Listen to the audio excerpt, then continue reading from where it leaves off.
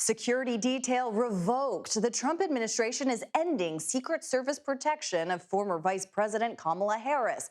We'll have reporting on why now and what's at stake. And Blue State Showdown, we've got an exclusive interview with Illinois Governor J.B. Pritzker as President Trump threatens to deploy National Guard troops to Chicago.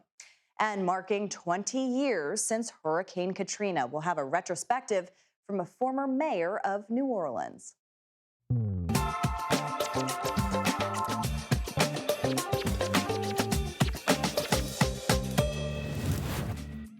Hello, I'm Caitlin Huey-Burns in Washington, in for Major Garrett tonight. Welcome to the Takeout and happy Friday. We have learned today that the Trump administration has ended Secret Service protection for Kamala Harris, the former vice president and one-time political rival of the president. While presidents receive Secret Service protection for life, vice presidents, by law, typically receive it for only 6 months after leaving office, as was the case with Mike Pence in 2021. But early in January of this year, then outgoing President Joe Biden signed an executive order to extend Harris's detail to 18 months once she departed office. Well, today, the White House has instructed the Department of Homeland Security to rescind that detail, effective starting Monday. Sources tell CBS News that the Secret Service ran a threat assessment of Harris and found nothing to warrant an extension. Nancy Cordes joins me now from the White House for more on all of this. Nancy, great to see you. I know it's a busy day there today. We're talking about the former administration protection. Can you just walk us through what we should take away from this news today? Is it that abnormal? What should we read into it? Well, by law, Caitlin, former vice presidents are entitled to 6 months of Secret Service protection after they leave office. And in this case, President Biden, before he left in January, he granted the vice president another year, which is not unusual. These terms of Secret Service protection get elongated all the time. For example, back when Biden took office, he extended the Secret Service protections for a number of Trump family members well beyond the allotted time that they were entitled to. Also extended Secret Service protection for various former officials who were facing some kind of security threat from either domestic sources or from some foreign operation. And so it's not unusual for these terms to get extended, certainly not unusual in the case of Kamala Harris, who, after all, was not just vice president, but then went on to become the presidential candidate, losing her battle against President Trump. So it was a bit surprising today when we learned that the White House was terminating her Secret Service protection at the original 6-month time frame. It's certainly in line with some other vice presidents in the past, but they definitely went that extra step. And they said that they had the Secret Service look into this and that she wasn't facing any extraordinary threat. And so they were going to go ahead and remove it. And it will be interesting, Nancy, because we will likely see more of Kamala Harris out in public. She has a book tour coming up, so we'll see kind of what that all looks like. But, you know, not to read too much into it, but Trump also has revoked Secret Service clearances, protections for people that he doesn't necessarily like. I'm thinking of John Bolton, members of Joe Biden's family. Has the White House talked about this today? Are they just kind of leaving it with the statement from the Secret Service?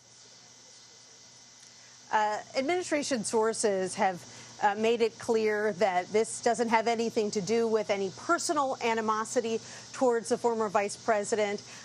They say that this is simply a matter of the fact that it's been determined that there are no extraordinary threats facing her, but certainly the fact that they went to these lengths to ensure that the Secret Service protection was removed. It is a bit unusual, especially after it had been granted by a former president.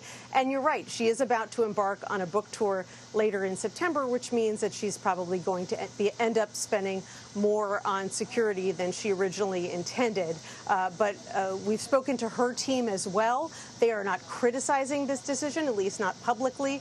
They simply put out a very brief statement saying that she appreciates the protection that she has received from the Secret Service over the past 5 years. All right, Nancy, important context there. Thank you so much for your reporting. We appreciate it. And CBS News national security contributor Samantha Vinograd joins me now for more on this. So, Sam, I mean, we mentioned that vice presidents get 6 months. That is typical. But I'm wondering what you're making of what we're learning today. Well, to be clear, the law indicates that presidents and their children under the ages of 16 get a lifetime of Secret Service support. Under the Biden administration, we actually provided ongoing support to President Trump's adult children, as well as several former cabinet members and other government officials for an extenuated period of time based on the threat environment. And I want to stress that so much of this should be about the threat environment itself. We know that former Vice President Kamala Harris faced a slew of threats dating back to when she was first named as vice president, and then her tenure as vice president, her tenure as a presidential candidate. Those threats certainly picked up. And so when President Biden extended her Secret Service detail beyond that 6-month mark that former vice presidents get, it was based on a threat assessment.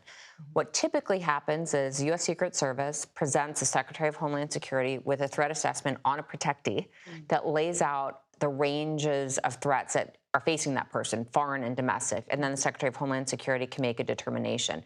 We understand that that package, as we call it, was presented to the Secretary, and I believe there were no reportedly specific and credible threats to the former Vice President. That is a little hard to understand based upon the previous history of threats against her, but the Secret Service is incredibly professional, and if the Homeland Security committees in Congress want to ask for more information, I think they should. And can this change at all if there is a heightened threat against someone? Can the president, the administration extend that back to her or back to anybody who asks for it? I don't think they can do it to anybody who asks for it, but I do think that the president and the Secretary of Homeland Security have certain discretion when it comes to the U.S. Secret Service posture. But one thing I really want to stress for our viewers is when we think of the Secret Service, we think about a lot of individuals with guns protecting a person. That is a huge piece of it. So as former Vice President Harris is on her book trip, if she still had protection, she'd have a bunch of people physically protecting her in all of those known stops that anyone who wants to do her harm knows where she's going to be.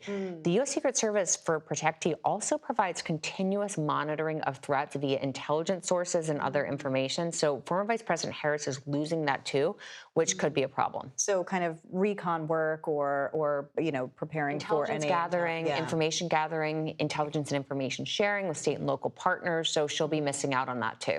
And then, I am curious about why we're finding out about this. Is it typical to announce something like this? In this environment, I think that if that Secret Service protection just disappeared all at once, that would also raise a lot of eyebrows. It's such a visible thing to roll in with the Secret Service presence. And so I do think that talking about this publicly is important so that people aren't caught by surprise. But I also think that there are certainly questions about why individuals with whom President Trump has personal grievances with are losing their security protections while the threat environment stays so volatile. So again, if Congress has questions, I think that they could question the U.S. Secret Service Director or Secretary Noem herself. And it comes at a time that members of Congress have been concerned about their own security as well. So the threat assessment for lots of public officials remains unfortunately high. Sam, I learned a lot from this conversation. Thanks, I hope our audience did too. Thank you very much for your expertise.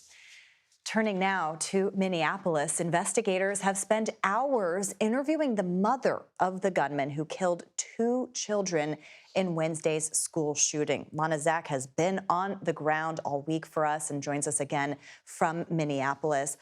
Lana, what more do we know about this interview that happened today? Do we know anything about what was said? Well, Caitlin, the investigation is still ongoing. They are trying to understand from the shooter's mother if there were any significant warning signs that she was aware of. Because remember, this shooter had no significant criminal history. The firearms were all purchased legally. So there wasn't the sort of warning signs that police and the FBI look for to try and prevent something like this from happening. We also have learned more about those 4 search warrants that were executed, including at a private residence. At one point, it was believed that the shooter had been staying with a friend recently. CBS News has learned from a neighbor that he was renting that place and didn't have a personal connection to it. Oh, that investigation, though, as far as trying to figure out why this person committed this unexplainable act, will really provide no additional solve for the families here who are grieving, because there simply isn't anything that could justify a person who, as investigators say, was obsessed with killing children. And on that note, there wasn't an obvious tie or an obvious grievance to the church or to the school, even though we know that the shooter had attended it previously. On that point, we are starting to hear from these grieving families, something that you and I, no one can imagine having to go through. I do want to play a little bit from what we heard from the father of that 8-year-old boy killed, Fletcher Merkel. Let's take a listen to what he had to say. Please remember Fletcher for the person he was and not the act that ended his life. Give your kids an extra hug and kiss today. We love you, Fletcher. You'll always be with us. And I know we've all been taking that directive to hug our children extra tightly. I know that we're hearing from others as well. What more have we heard from him? And also we're, of course, thinking of the family of that 10-year-old girl that was killed, Harper Moisky. What more are we hearing? Yeah, Harper Moisky. Yeah, there's 2 white crosses here, Caitlin, that previously didn't have names on it, and we now see Fletcher and Harper's names on those. We have heard from a statement from Harper's family. They said that they are grieving an unbelievable loss, not just for Harper, but for Harper's younger sister, who now will go through life without her sibling. They also said that they want to make sure that her memory fuels action, and that's part of what we're hearing here as the community is trying to come together all over the city now. We're starting to see these ribbons appear with green and blue. This one was cut by children, as you can kind of see from the roughness of it. But this is all, these are in the colors of the school. And one survivor's family said that they felt like they were being hugged when they first saw these ribbons starting to appear. And now we are seeing them spread all throughout Minneapolis, Caitlin.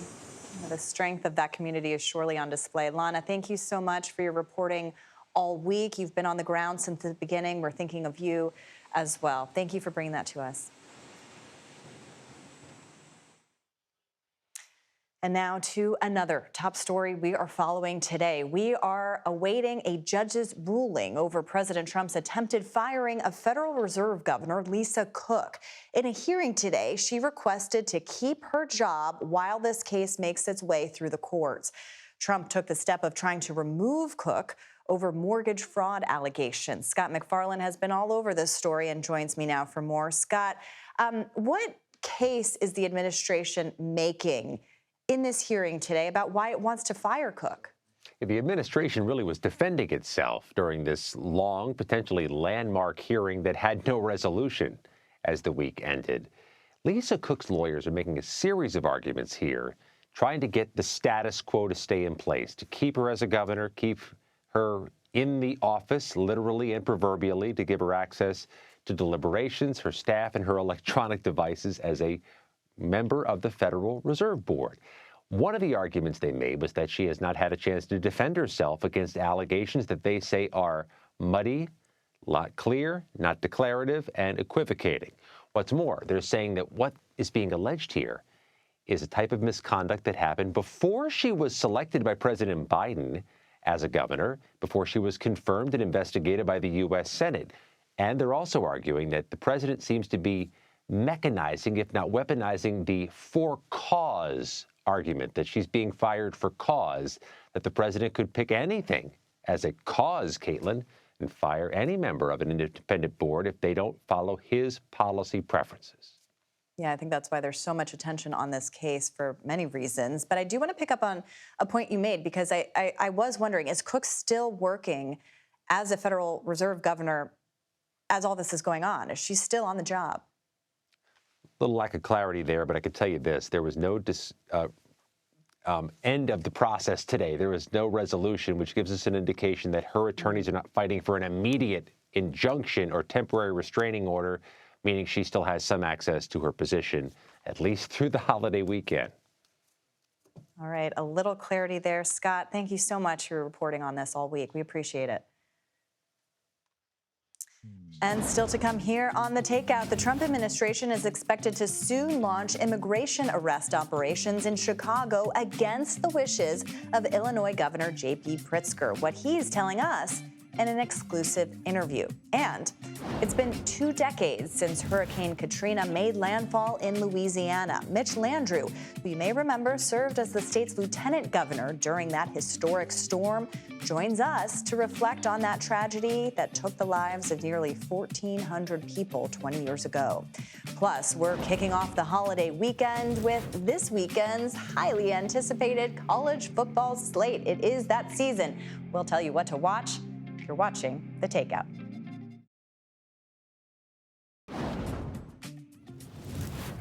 And welcome back. Senior Homeland Security officials say the Trump administration is preparing to launch major immigration enforcement operations in Chicago next week, even after Illinois Democratic Governor J.B. Pritzker warned President Trump that he is, quote, neither wanted here nor needed here. Well, our Ed O'Keefe is in Chicago and sat down with the governor earlier today for an interview for this Sunday's Face the Nation, which he will be anchoring, I should add. Ed, great to see you out there in Chicago. How did it go with the governor? What did he say? Well, Caitlin, good to see you. We met with him in what's called the Little Village in the south side of the city, predominantly Latino area that he says has already been targeted by federal immigration officials earlier this year and likely would be again if those planned immigration operations here in Chicago play out in the coming days, as we've reported they're expected to. But he's especially concerned about the possibility of National Guard troops being deployed in this city to deal with what he says is an unnecessary deployment for high crime. Crime's down double digits across the city, across most margins, year to year, and he says in part that doing that kind of thing, sending in the troops, would be an invasion. So we talked about that and his thoughts on it all. Here's part of the conversation. Have you been briefed by anyone in the administration about these plans? No one in the administration, the president or anybody under him, has called anyone in my administration and me, have not called the city of Chicago or anyone else. So it's clear that in secret they're planning this. Well, it's an invasion with U.S. troops if they, in fact, do that. The other thing is, they ought to be coordinating with local law enforcement. They ought to let us know when they're coming, where they're coming, if it's ICE or if it's ATF or whoever it is. But they don't want to do that either. And I must say it's disruptive. It's dangerous. It tends to inflame passions on the ground when they don't let us know what their plans are and when we can't coordinate with them. The governor, like the mayor here, like mayors in other big cities the president has talked about, has said, we're happy to work with federal law enforcement, whether it's the FBI, ATF, DEA, or others, if they want to help us deal with crime broadly, but that there's absolutely no need to send in National Guard forces. Caitlin? And Ed, how soon do we expect those troops to be deployed to Chicago? So our colleagues who track Homeland Security have told us that their understanding from DHS officials is it could be as soon as September 5th, so we're looking at next week. They would likely use a military facility north of Chicago that's on Lake Michigan as sort of a staging ground or an area to potentially operate from, and that they would, in essence, do what was seen in Los Angeles, minus the concerns about protests, because at least so far there hasn't been anything like that here. And the Homeland Security Secretary, Christine earlier today in a radio interview essentially said, we're going to use L.A. as the model. So that is federal immigration missions being conducted with National Guard troops following behind them. And the concern the governor and others have here is, if that happens, do the Guard then stick around after those immigration raids continue or conclude? And is that not the precipice for sort of a longer-term stay or deployment in the city that he says doesn't need it? And if that happens, he says, we will take it to court. They will fight it because, in his view, it's a violation of the Posse Comitatus Act and the fact that governors are supposed to determine when or if troops are needed in their state for whatever reason. Like many things in this administration, a little civics lesson for us all. Ed O'Keefe, thank you for bringing that portion of the interview to us. And I say portion because you can watch the rest of Ed's interview with the Illinois Governor, J.B. Pritzker, on Face the Nation this Sunday at 10:30 a.m. Eastern on CBS. And you can also stream it right here on CBS News 24/7. Stay tuned. And Joni Ernst is the fourth Republican senator who will not be running for re-election in 2026. Does her departure improve Democrats' chances of flipping back the Senate? Well, we'll discuss that with our panel. You're watching The Takeout.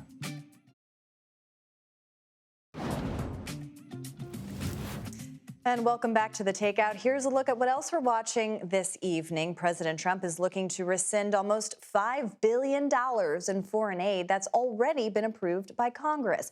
And he's trying to do it unilaterally, without congressional approval, by utilizing what's known as a pocket rescission. Bear with me. This is when a president proposes cuts to the budget near the end of the fiscal year, when the funds can effectively be withheld until the next congressionally approved funding process expires. There you go. Fun fact for your Friday.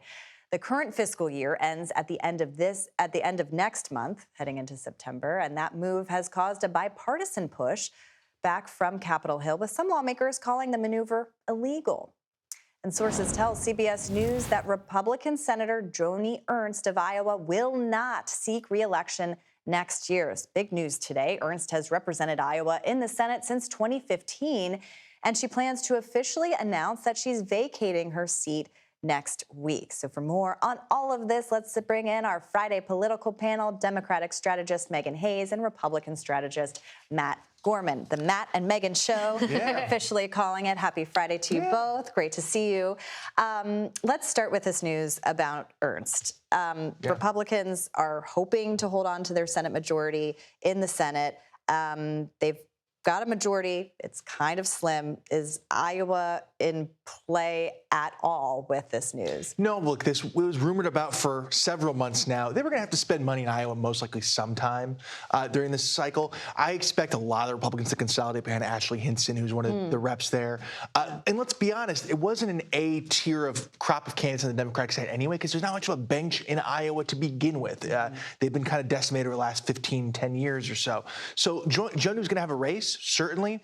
I expect Republicans to consolidate around Ashley. Democrats will still have a primary, most likely. I mean, it's interesting, Megan, because I cover Capitol Hill. A lot of people are leaving. I mean, you've got 4 Republican senators leaving for other offices, 2 for governor. We'll see what Ernst wants to do. On the Democratic side, you have several Democrats either retiring or running for other offices. I'm curious what you make of that environment, what it says about Congress. I mean, I think that for the Democrats especially, they are getting rid of some of their older members or choosing not to run. I think they're reading the room. And I think for these Republicans, they're also reading the room. They've made some decisions. They have bended the knee to Trump, and now they're realizing that some of their policies are not popular. It is not popular to tell people they're going to die when you're going to take away their Medicare in an extremely red state. So I think Joni Ernst was seeing the writing on the wall that Democrats are gaining traction in Iowa. They just won a special election in a plus 10 Trump district. And that is remarkably good for Democrats moving into these midterms. But she saw the writing on the wall and I think decided, I'm out. You know, it's interesting. We're talking about senators, but on the House side, could be a lot of movement around. We're kind of in this redistricting battle going on between both parties now. It was interesting because former President Obama has teamed up with Eric Holder, his former AG, to work on this effort to kind of combat some of what Republicans have been doing. I want to play a little bit of what Obama said about this. We're facing an existential threat to our democracy, and we need your help. Extreme conservative politicians are announcing and acting on plans to slice and dice House districts with the goal of preserving their own power while diluting the voting power of communities of color.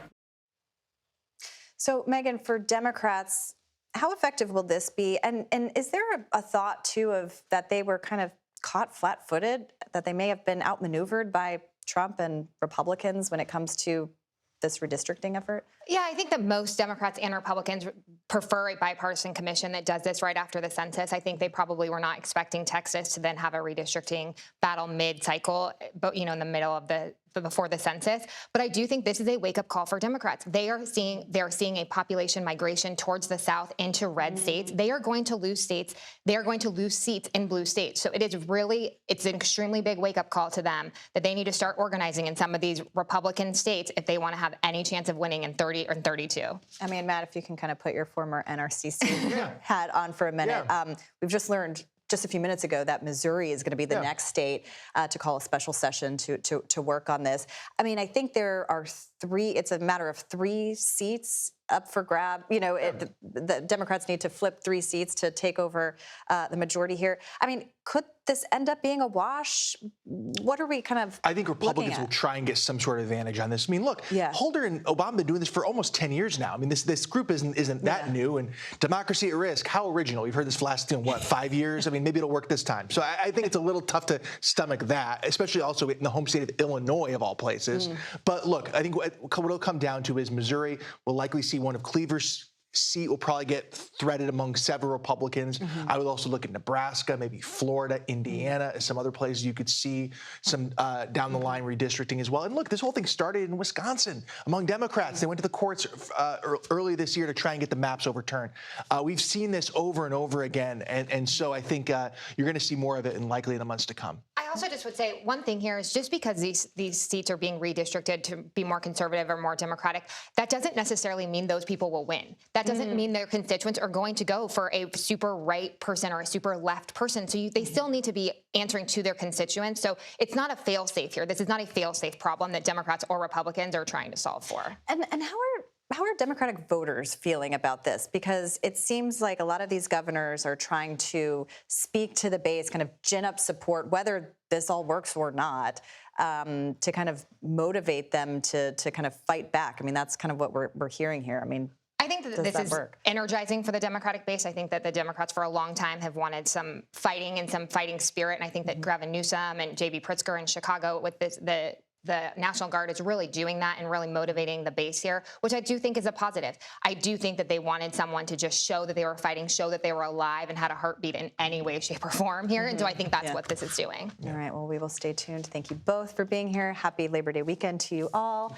Thanks. We'll talk to you soon. And New Orleans is marking 20 years since Hurricane Katrina made landfall, if you can believe it. The city's former mayor, Mitch Landrieu, joins me next to look back on the devastating storm and how prepared New Orleans is now to combat natural disasters. You're watching The Takeout. Katrina blasted into New Orleans, the most powerful hurricane the Crescent City has seen in modern history. That was the CBS Evening News on August 29th, 2005, the day Hurricane Katrina made landfall. Louisiana officials held a remembrance ceremony today to mark 20 years since that deadly storm devastated New Orleans. According to the National Hurricane Center, nearly 1,400 people lost their lives. Mitch Landrieu joins me now. He served, as you may remember, as Lieutenant Governor of Louisiana during Hurricane Katrina and later became the mayor of New Orleans. It's great to see you. Thank you so much for being here. I think so many of us remember where we were when we saw those first news reports. You were obviously there. Can you take us back 20 years ago to what it was like, what you saw, what you felt, what your community felt? Yeah, well, today's a very bittersweet day for the people of New Orleans and America. I mean, on that day, we lost 1,400 people, 250,000 homes were destroyed. Those pictures that you see of your fellow Americans in the water, basically carrying the only thing that they could, and each other, people who were drowning, rescuing people off of boats. it was a horrific situation. And whatever your imagination conjures up, just multiply it times 100 because it's really hard to fathom. But, after the floods came in, what also happened was a flood of people from across America came in to help us. And we saw neighbor helping neighbor, picking each other up. We rebuilt that city from the ground up with the help of our fellow Americans. And so as sad as we are to remember the lost lives, and there are actually 50 people that are still unclaimed, if you can believe that, we're also very thankful. And the people of New Orleans, as you know, are very resilient and tough, basically kept walking and rebuilt that city one brick at a time. But it's been a tough 20 years. We learned a lot of lessons. We're a lot better prepared today than we were. And we think that the nation hopefully learned a lot of lessons, which we seem to be forgetting in this very moment, about how difficult it is when major storms or fires, or somehow tornadoes or floods hit our communities. If we're not ready, we're not prepared, and we don't have the tools we need to recover. Yeah, I do want to talk to you about some of those lessons, because I think it is on all of our minds, especially as we're heading into storm season now. What are some of those lessons that can be taken away in your experience and should be applied?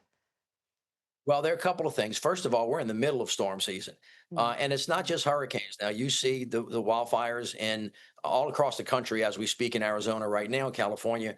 Not too long ago, the tornadoes that hit Kentucky not too long ago, or the storms that hit North Carolina. You have to build resilience in your community. You have to have emergency response systems that are set up to allow you to see and then allow you to react. Then you have to be able to rebuild to get people back in their homes, because in the blink of an eye, and this is hard for people to imagine unless you've been through it, you lose everything, not just your house, but you lose your church, you lose your doctor's office, you lose the school that your kids went to school at. I saw a kid yesterday walking through the airport that said, "Mr. Mayor, I lost my entire senior year."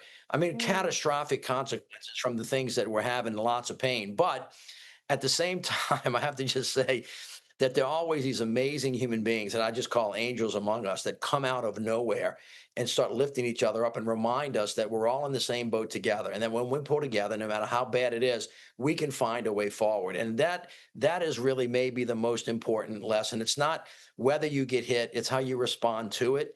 And whether you invite other people in or you push them out, and whether you rebuild together or you rebuild, in a way that's not really smart. And so we've just got to keep that in the forefront of our mind as we move into difficult times, whether it's man-made or whether it's a natural disaster. Yeah, I mean, you do luckily have those good Samaritans, but you also depend on the government to help you through. And especially now you have former and current FEMA employees just this week expressing some outrage over the administration's handling of FEMA right now. I'm wondering what you make of that.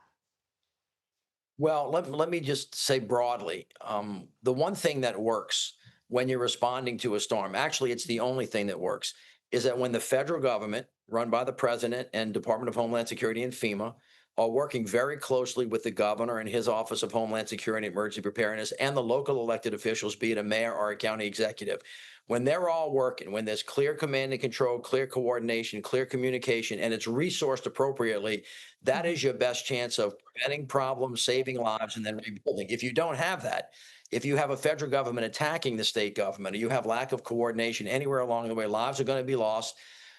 Bad things are going to happen. People's lives are not going to get rebuilt. And so right now, what we need to be very careful about is this current administration, for some reason, and I don't particularly understand it, when they're thinking about waste, fraud, and abuse, they're actually going after the places that matter the most to saving people's lives the quickest. And that would be the NOAA, where the hurricane, warriors spend their time, telling us a storm's coming. If you can't see that coming, then a mayor like me can't tell the citizens to get out of harm's way. If you're cutting FEMA or the amount of money, then you can't get people back into their homes. If you're fighting with the local elected officials, then all of a sudden, everybody's in different parts of the playing field at the same time, and that does not work. So I would caution the current administration, don't play politics with emergencies. That is, we have a lot of differences in this country over things that are really critically important. But the one thing that we all have in common is that when that water comes and it's hella high water, you better make sure that we're all in the same boat together. And don't be worrying about whether somebody's a Republican or a Democrat or from a red state or a blue state. Get in the damn boat. But it's got to be a boat. And, it's not really, it's hard, but it's not that complicated. Yeah, good lesson for us all. Mitch Landrieu, thank you for sharing your insights and perspective with us. Thank we you. appreciate it. Good to see you. We're going to take a quick break. Thanks for staying with us. You're watching The Takeout. And welcome back. Major League Soccer's newest team, the San Diego Football Club, is currently in first place in their conference. And few people are more excited about it than the Takeout's very own Major Garrett, who, of course, as you know, is a San Diego native. He recently sat down with the team's CEO, Tom Penn. How would you describe the MLS health overall and how San Diego FC fits into that? Yeah, MLS, I say, is a rocket ship hitting another stage of its orbit with a double booster. The first booster is Messi is playing here, and Messi has given so much global attention to the game. The second booster is the World Cup coming, and you put those two together, and MLS is sort of launching itself into a new phase of its development. And how much does it matter that MLS quality play on the field is beginning to get the attention and the respect of established global powers in the game? The Germans, the Spaniards, the Italians, the English. Yeah, there's been major progress in the quality of the product. We're seen as a league of destination for European players in their prime. Every European player that comes over is surprised at the quality and the level, including several on our team. They all look at each other and go, wow, this is pretty darn good here. And then we're playing now more in that ecosystem of being a place that can develop young talent, and that young talent goes to Europe and plays and then comes back. And in that fact pattern, San Diego is critically important because of our commitment to youth development. We have a Right to Dream Academy here, which operate over in Europe and over in Africa.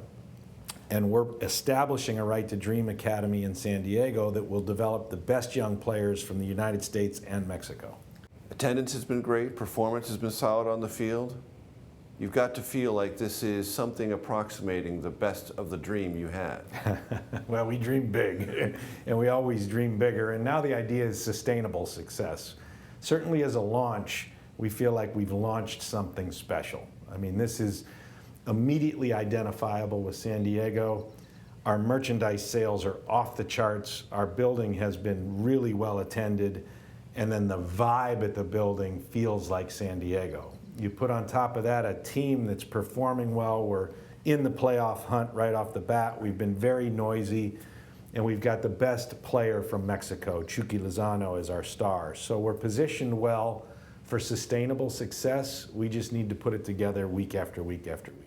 And there's an aggressive pace to San Diego FC football. Yeah, we're on the front foot. It's pleasing football, right? We have our Right to Dream style of play, back to the way we're developing the best young talent in Ghana, in Denmark, and in Egypt, and now here. We're developing the best 10, 11, and 12-year-olds all the way on up in all those places to play the same style. And luckily, it's a pleasing style. It's on the front foot, attacking, keep the ball on the ground, total football, work your way through, and then try to score goals, because goals are fun. Talk to me about the Messi factor. You mentioned that earlier. How big a deal was that? He's the greatest player in the world, and he still performs at such a high level. He immediately takes it and makes it national newsworthy. Right? So it takes MLS and puts it in a top of mind. I'm not talking national sports, I'm talking national news, right? So he's just more interesting. Anywhere he goes and with where that team goes, they draw massive audiences still. And he delivers. So he's at the twilight of his career, but playing at a very high level, the way Tom Brady did, the way LeBron is. And you get this opportunity to see the GOAT. And in this particular case, he's a global phenomenon, right? I mean, those other GOATs aren't as global. Messi and Ronaldo are the two GOATs that are like anywhere in the world you go to talk to any citizen on the planet, and you say Ronaldo or Messi, and they're going to have an opinion. That's big that he's in MLS. And Major Garrett, thank you for that. And the Takeout, where you come for sports coverage, who knew? College fans rejoice. The season kicks into full swing. Next, we'll have a preview of this week's top games. Arch Manning and Texas against my defending Ohio State Buckeyes. You're watching The Takeout. And welcome back. As a correspondent in Washington, there is no picking sides when I'm up on Capitol Hill, but that is not the case in college football. My loyalty is with the Ohio State Buckeyes, and last year couldn't have gone any better for us, winning our first national title in a decade. The Buckeyes begin their title defense tomorrow with a pretty tough matchup, taking on the #1 ranked Texas Longhorns. And earlier, I previewed that game and more college football with CBS Sports college football analyst Kevin Carter. This is one of those games that we, by all rights, should not be able to see so early in the season, right? Yeah. It puts a tremendous amount of pressure on both of these marquee branded programs. But the good thing about playing this game in week one is, we as the fans get a chance to see exactly, what the combination of a new quarterback and, Julian Sand, and the combination of him and Jeremiah Smith and Carnell Tate and, all these different weapons that Ohio State has and brings to the table. And we get to see, how they've recovered from the hangover of a national championship. And we get to see kind of, the heir apparent on the other side in terms of Arch Manning, with a team that's just got so many weapons and is built right everywhere else. I mean, the team is so good that I think everyone is already giving him credit for, winning the Heisman and Texas winning a national championship. And, here they are just coming off of a season where they made it to, the college football playoff. And, but everyone thinks they're good enough everywhere else.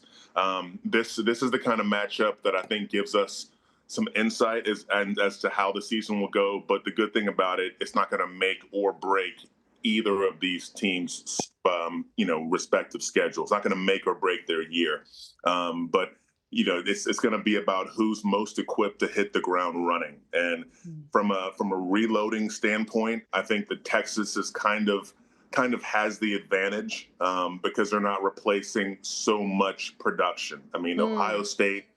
The thing I love about Ohio State is the fact that they can plug and play, and they've got so much experience. A lot of their offensive line is back, but you're replacing a quarterback, skill position players, guys on your offensive line, running backs, Travion and Quinshon Judkins. You don't have either of them in the backfield anymore. So there's a lot more star power that you're going to count on that's not there for the Buckeyes. You've got other contenders as well, and it's so early, but I'm wondering if you can kind of tell us who may be in the running. What teams are you kind of looking at that may kind of be in contention for that national championship this year? Who's looking good? I think this is one year that I think that if anyone tells you they know who's going to win a national championship, they're absolutely crazy. Okay. I think this year, more than any other year we've had in recent years in football, there are probably as many as 12 teams that we could talk about that could have a special season and get to the top of the mountain. I mean, you're talking about, it's if not Penn State's time, then when, right? Penn State has probably the best team that they've had in years. They've got, a tenured quarterback who should have continuity with his offensive coordinator, Kotelnicki. You're talking about that offense, and he's got revamped receivers with Trevor Pena and guys that have come in through the portal. That offense should be hitting on all cylinders, but it's going to be because of how much Drew Aller has gotten better, because there is no Ty Warren, right? So you've got probably the best defense that they've had in years, and for Penn State as well. I mean, Jim Knowles is running that defense. They've got a lot of great players in terms of just personnel, and a lot of returning production on both sides of the football. So Penn State looks like it could be one of those teams. Well, good news for us. You can watch so many of these games on CBS. So another reason to stay tuned, because we don't know what's going to happen this season. Kevin Carter, we will stay tuned to your coverage as well. Thank you so much for your time. Thanks for having me. And that's it for the Takeout this week. But stick around. The Daily Report starts right now.